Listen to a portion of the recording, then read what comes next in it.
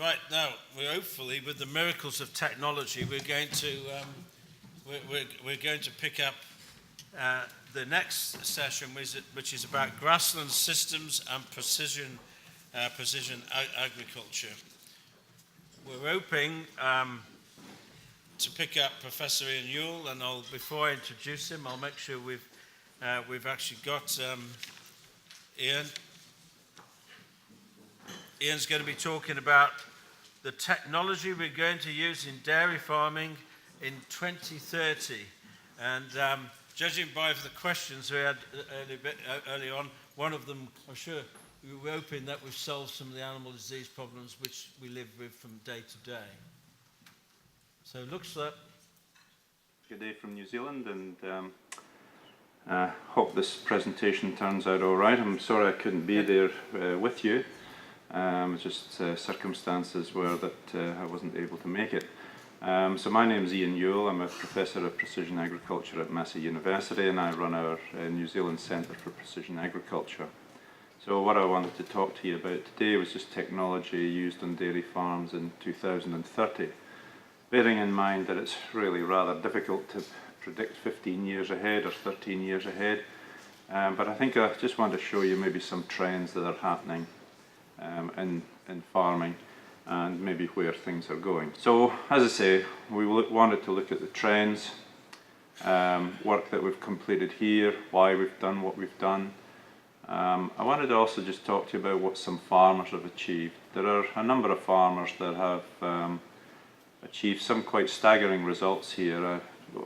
I get out and talk to farmers quite a bit, and I've talked to one in the last couple of weeks that's quadrupled output over 15 years, another one that's doubled his output in 8 years, and another one that's say 1.5 times output, but certainly reduced costs and reduced environmental impact. And he's basically, I think, doubled profitability on his farm. So I think it's important to realise that there are people that can do that, can gain quite spectacular results. I just want to talk a little bit about new sensing techniques, because we can, the way that we can describe our environment, we can do that in a lot more detail than we ever could before. And I wanted to demonstrate that to you. And then I just wanted to talk about the transition from precision agriculture to digital agriculture, and really what I meant about that, by that. Okay, so this is where we started in 1999-2000 with trying to yield map pasture, and we were really trying to emulate what was done in the cropping industry, and you can see there that it was actually possible that this is actually pasture removed at grazing, and you can see there's quite a spatial distribution. This was basically, we used a plate meter on a 10-meter grid, and we're just really interested to see what the variability was. So we were quite convinced that there was value in pasture mapping. However, when we went to try these ideas, we talked to a local company. We had various ideas about how we could provide this pasture mapping, but really what became apparent when talking to farmers was it wasn't really mapping that they were after. What they wanted was a feed wedge, where every paddock that they had, you could record the productivity, and as you went through your grazing rotation, then you knew where each paddock was, and if there was any surpluses, how you could deal. You could work out fairly early on how you could deal with it. So that was clearly what was wanted, and I think that's become standard practice, and really it's about providing a way of getting a better feed wedge more effectively. So then I guess the other thing that's come on, so some of you may know Ian Brooks, who's quite a well-known lecturer down here, and just a simple equation here, if you like, looking at the key elements affecting milk production. So if we look at the bottom, we've got feed eaten per hectare and then feed conversion efficiency. And so it's really around measuring how much feed we have, and also how good that quality of feed is, and trying to maintain quality of feed. And good grazing can do that. Good grazing practices can encourage that. So we commercialised the pasture meter in 2004, and by 2009 we were integrating GPS and mapping can see the pasture meter there. It's basically just has a series of interrupted light beams. It runs on a sled behind the ATV, and it measures pasture height. And then we calibrate that height to pasture biomass. We've really gone on, and there's been various reincarnations of it, or developments, if you like. There's been a bit of an evolution, but most of that evolution has been around ease of use and more visual and easier to use tools that go with it. So the console that you see there, for example, the latest versions, the pasture meter will recognize when it's in a paddock, so it's got a GPS map inside there. It will automatically number where it is. It will put the unit down into work, start recording. When you come out of the paddock, it will stop recording, lift it up, and as you go into the next one, so on and so forth. So it's really trying to make it easy, much easier to use. So you can see really that there's been quite an evolution from 2004 was when we first started with CDEX. 2006 was when the first pasture meters were released, and there's been just various improvements and so on to them. I think there are now about 3,000 out on New Zealand farms. There are around 10,500 dairy farms, so it seems to have achieved reasonably good penetration. And we continue to work with CDEX on some new developments. So we have investigated other sensor types, and the most popular of these have been multispectral sensors, crop spec, crop green seeker. Now you can get similar results to the pasture meter, but again our research has been that the pasture meter is when you move to different circumstances and so on, it actually has proven to be more reliable in terms of giving you more consistent results. And that's, I think, one of the key things that we need to think about, is it's not just a case of painting a pretty picture from the air. These farmers are using this information to budget their feed, and they need accurate information. And if it's not perceived as accurate, then they simply won't use it. So we have looked at things like drones. I'm probably not a great fan of drones. I don't think these types of, this is a MicaSense Red Edge camera. It's probably as good a camera for the price range that's available. I've got no complaints about that, but it's really when you apply it to pasture measurement, I just don't think it has the level of accuracy in terms of being able to predict biomass that a farmer needs. You can see here, this is one of the Massey dairy farms. We've got some paddocks there that are have been grazed, the ones in the red. The yellow ones are mid-rotation, and the green paddocks are the ones about to be grazed. And you can see that we basically picked that up, but I think the level of error is still too great that would be of much benefit to farmers. Plus, I think most farmers really want automation. Most farmers don't want to be piloting drones. It might be a bit of fun for the kids, but I think on a day-to-day basis, farmers don't want to do that. So I think my view is that there will be a real push towards automation in agriculture, and I think that's quite important. Okay. So with the next slide then, we'll just go and look at another type of sensor, and this is one I really am quite excited about. And it's a sensor that integrates the visible, the near-infrared and the shortwave. And what we can do with this is that we can get a lot more quality information around biological materials. So we've been using it to look at the nutrient concentration in pasture, so N, P, K and S, and we've also looked at some other nutrients. We can look at ME. So it's quite an exciting technology, but clearly it's on a much bigger platform. Sorry, I've just kicked the camera. So we'll just go through this quickly, and I'll just try and show you how this system works. So the plane flies backwards and forwards. You can see it's a bit like a LiDAR sensor. It's a push broom sensor, scans below the aircraft as we move. So with the next slide then, we can see an image of around Massey University. Sorry, the quality of this image isn't that good, but you can hopefully see how the plane has been flown up and down, basically north to south. We stitch that image together, and each pixel, it's a 1 meter pixel, and each pixel in that image has 448 wave bands of information in it. And the important thing with that is that really, because we've got the shortwave infrared, then there's a lot more information that we can glean from that spectral data. So with the next slide, now okay, a little bit of physics, but just to let you see what the wave, what reflection, reflectance looks like, say with something like pasture, where if you look in the visible, so in the bottom left hand corner you've got the visible range. So that's the visible range that we can see. Obviously things like, we're just coming into the deer hunting season, deer and other herbivores can see a lesser part of that visible spectrum. But these instruments can see into the near infrared, and they can also see in the shortwave infrared. So they've got, if you like, a much greater range of vision, for want of a better word, or they can gather information over a much larger part of the spectrum.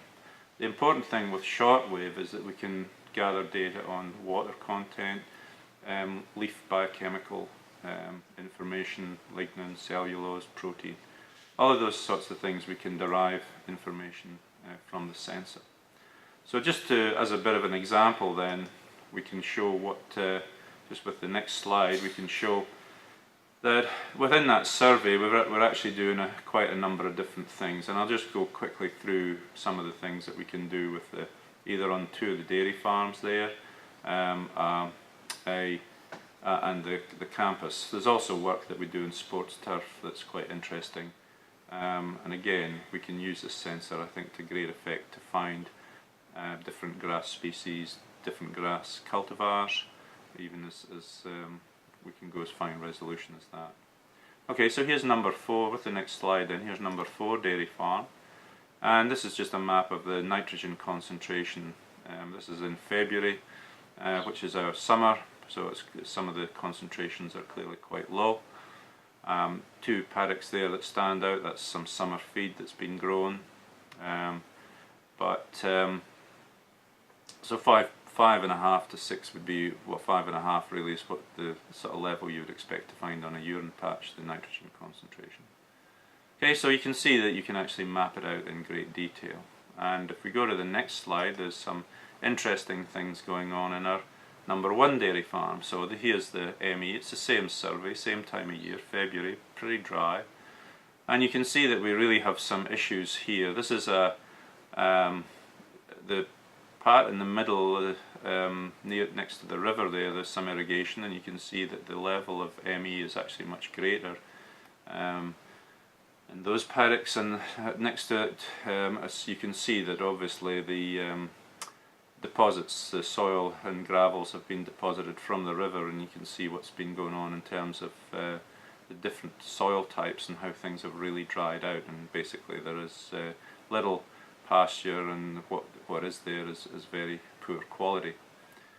So there's another use for this sensor, but if we look at trees, for example, this is the campus, we can create information around the tree species, and again this is something that other types of sensors really struggle to do, to be as specific as this. And some of these tree identifications we can do with about 99.9 accuracy. It is proven to be very good. So we're really excited about this type of technology, and it's something that we're putting a lot of effort into, and it's become our mainstay. Here's just another image. We've taken the trees out, and there we just put them as mixed wood, but we've looked at different surfaces, different roofing materials, different road surfaces, sports surfaces, and so on. So again, we can gain a lot of information about our environment around us.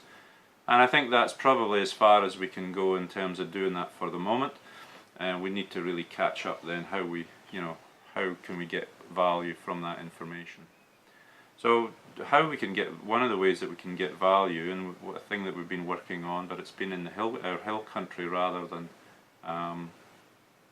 dairying, has been to use it to work out the nutrient concentration within pasture. So this is some of our typical hill country. I'm going to show you some maps of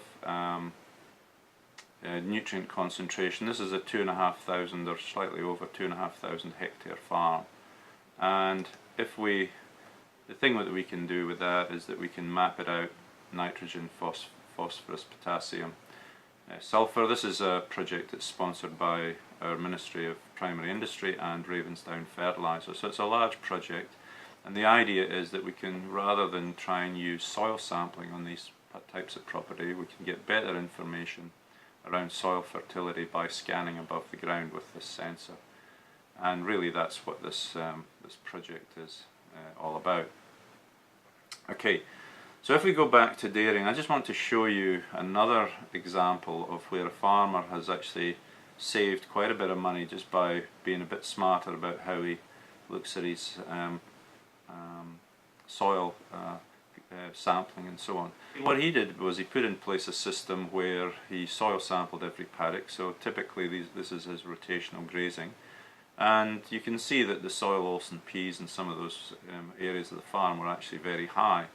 Now Ravensdown have done this on several hundred farms, and okay, not everyone has as high as large an area that is high, but there's often areas that can benefit from either having less, as we're going to show here, or more. So the whole idea is that you can better target your fertilizer application, and this has been quite a successful development in New Zealand. So Hayden was kind of one of the first that used it. He noticed that a lot of his farms, his dad had been pretty religious about putting fertilizer on. Some of the levels of P could actually be mined a little bit on the farm, and you can see there from 2010 to 2012 that's exactly what he did. So if we go to the next slide, what he did was he put in a much more complex fertilizer program, and okay, he's probably quite exceptional in terms of how much he was able to reduce his fertilizer inputs. But I talked to him just last week, and this is 2017 now, and he still feels that he's benefiting greatly from this type of approach. The important thing as well is that while he's cut down his fertilizer costs, and we'll just pop up the table, while he's reduced his fertilizer costs, he's actually growing more grass. So when he started this program, he was growing around 13-14 tons of dry matter per hectare. He's now up to about 19-20. So he's considerably increased his output. But he's done that really through good pasture management, identifying poorly performing paddocks, looking to see why that is. Is it a fertilizer problem? Is it another problem? And just using the information to direct his management much more than he would do normally, or other farmers would do. Now this bit is probably a bit more theoretical in terms of what I think we need to do in the future.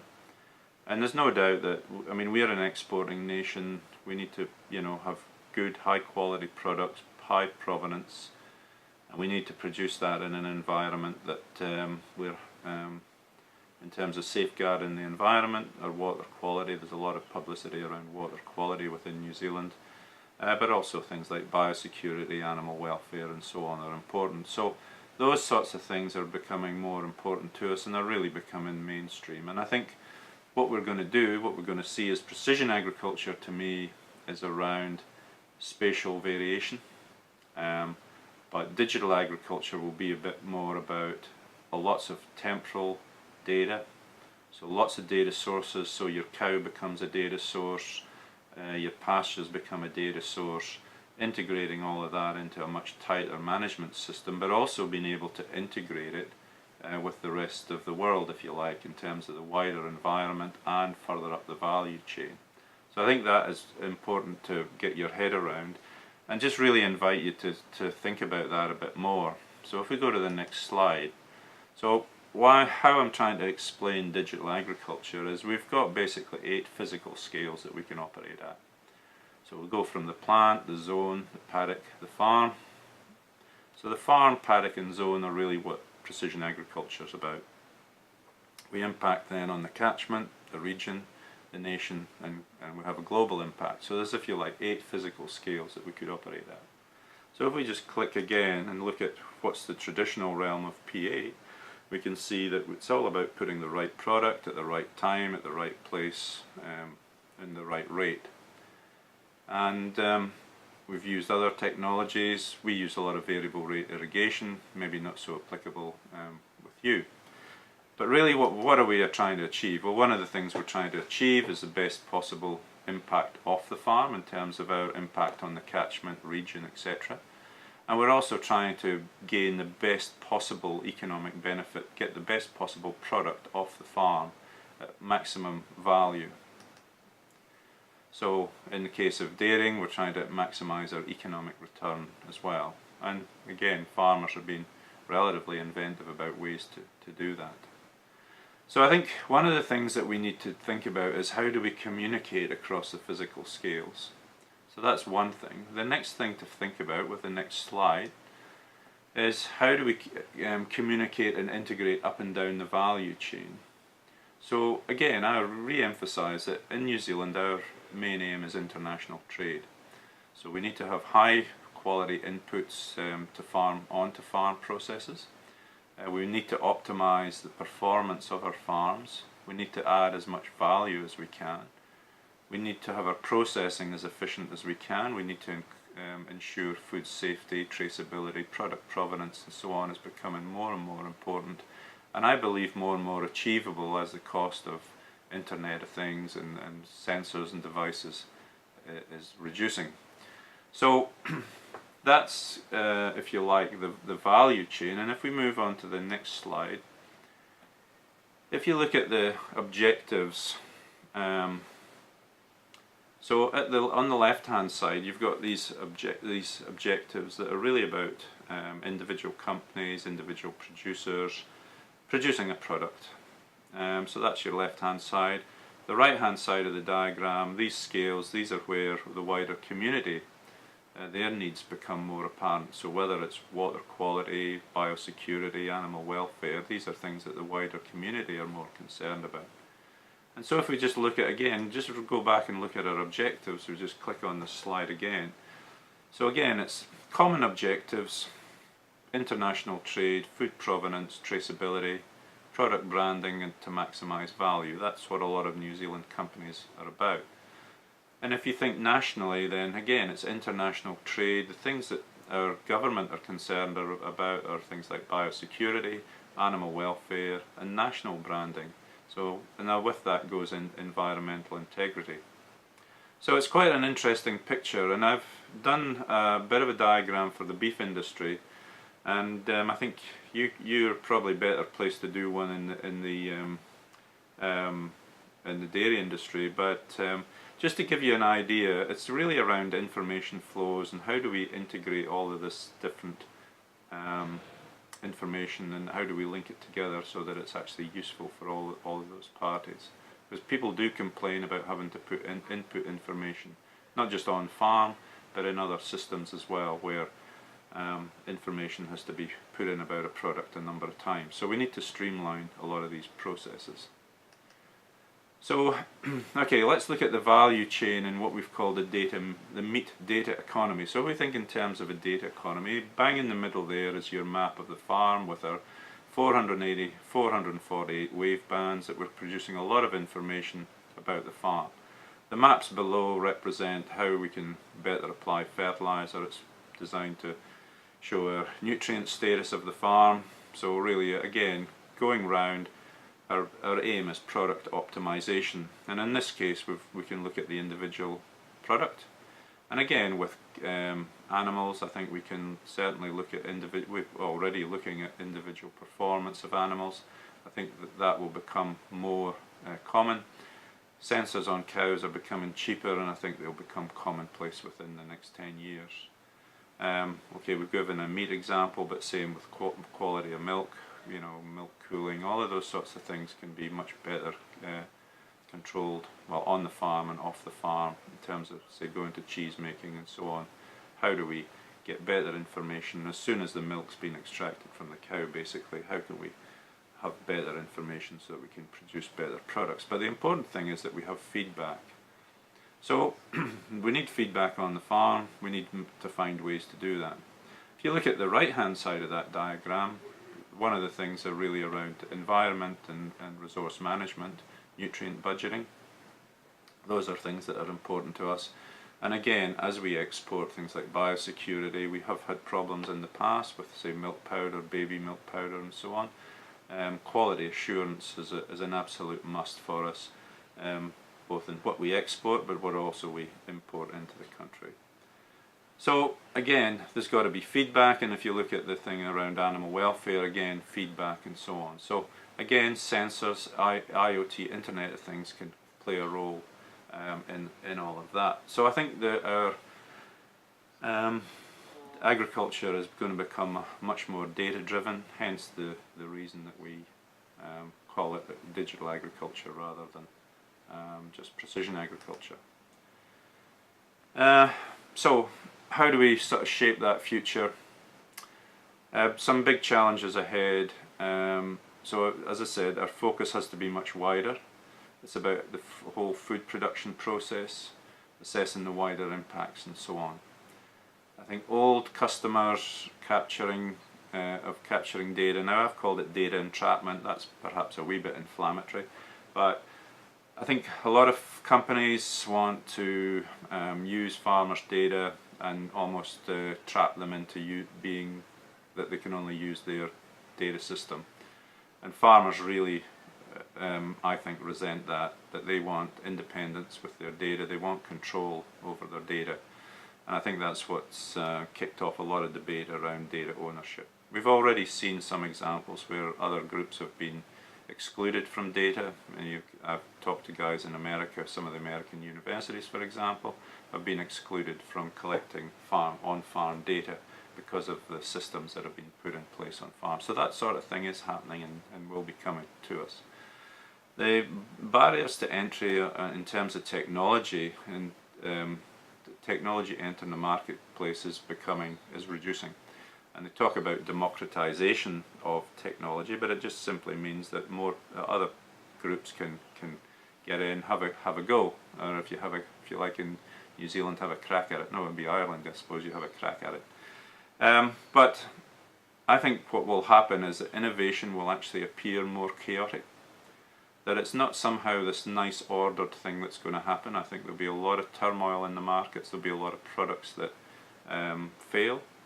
And yeah, it's going to be quite difficult for people to really, if you sit back and wait, I don't think you'll make much progress. I think farmers need to be involved, need to find out what's going on, need to find out what the products actually do and so on. I think there's clearly going to be a lot more automation, use of robotics, lots of different types of robotics, whether it's scouting or milking robots and so on. But if we move on to the next slide, what about the people? Now you've all seen these descriptions of people as being either innovators or laggards, but here's a nice, I think a much more accurate description that I think equips us better for the future. So we could describe, rather than innovators, we could describe these guys as confident first movers. The second group are guidance-seeking adopters. Now the interesting thing about those two groups is that the second group actually has higher levels of ownership of things like mobile phones, iPads. So it's really their mantra, or the way they think is really around gathering information.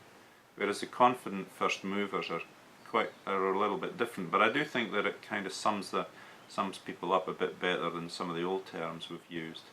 And rather than laggards, we've used tenured traditionalists, and we've all got a few of those. But I think that what will happen is that the first two groups really very, very well informed, and that's what we find with our farmers. So they're a group of farmers who are tremendously well informed over worldwide agriculture, not just what's happening in their own country, and they will be the leading edge. And I think that, combined with the fact that we've got this chaotic development of technology, I think that the science and extension sectors are really going to struggle to keep up. And I think innovation will come through the private sector rather than government agencies. So it's really going to be quite a challenging period of time for us. Now if we just, maybe to sum up, some notes, I guess one of the other things is we need to make sure that are we going to be profitable? And we've had a bit of a roller coaster over the last few years. I think I'm more acquainted with what's happening in the UK, Ireland, the rest of Europe. Things have been pretty tough. There's been an expansion in the milk industry. I'm not sure whether that's going to continue or whether that will actually recede. I think that one of the other questions is we need to really work out what our environmental impacts are. There's a lot of what we find in, at the moment, there's huge numbers of assumptions made about what those impacts are. Some may be correct, some may be wrong, some may be completely wrong. And we're finding, for example, that different parts of the environment have different capacities to absorb nutrients, and if you like, there are areas that can be identified as more leaky than others. And so those are the sorts of things that maybe we need to fine-tune our farming systems. I guess I've got absolutely no doubt we'll see a lot more automation. How much? Really difficult to predict, but I think we'll see automation of information moving around. You will be informed by whether it's a sensor on a machine or a cow. I think you'll have it'll be a much more information-driven agriculture. And really, how will data be used and accessed by the various groups? So we're all concerned about ownership. We need to have a good debate about what that is.